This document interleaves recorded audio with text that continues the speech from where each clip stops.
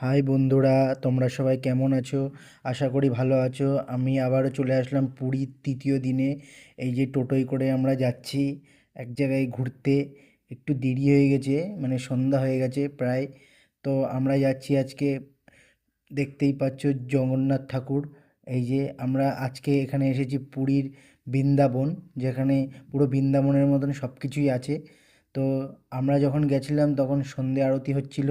দেখো, এই যে আরতি হচ্ছে, সব বৈষ্ণবরা আছে, তারপরে সব সাধুরা সব আরতি করছিল। তখনই আমরা গেছি সন্ধ্যের দিকে। ওই দেখো আরতি হচ্ছে, ভিতরে আছে রাধাকৃষ্ণ, আর এপাশে আছে জগন্নাথ, বলরাম, সুভদ্রা, এরা আছে। দেখো, এই যে কত সুন্দর, আর মন্দিরটা এত সাজানো কি বলবো। আরও সাইডে অনেক বড় একটা মন্দির ছিল, সেটা দেখতে পাইনি। আর পুরো বৃন্দাবনের মতন যেসব জিনিস, এখানেও অনেকটা ওরকম জিনিসপত্র ছিল, মানে অনেক কিছু দেখার। অনেক বড় একটা মহাদেব, আরও অনেক কিছু ছিল, সেগুলো সন্ধ্যা হয়ে গেছে বলে তোমাদের দেখাতে পারিনি, তাই আর ভিডিওটা করা হয়নি। তো এই মন্দিরে আরতি দেখছিলাম, তাই কেমন হয় সেটা তোমাদের সাথে শেয়ার করছি। দেখো, এই যে সব দাদুরা আছে এখানে, তারপরে গোসাইরা আছে। খুব খুব মানে অনেক কিছু দেখার আছে এখানে, অনেক কিছু জানার আছে।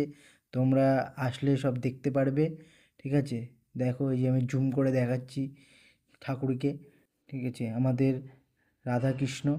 তারপরে চলে আসলাম এই একটা আশ্রমে, ঠিক আছে? আশ্রমটার ভিতরে নিয়ে যাব। এই আশ্রমে তোমাদের প্রথমে আশ্রমে গোসাই পাগল, ওনাকে দেখাবো।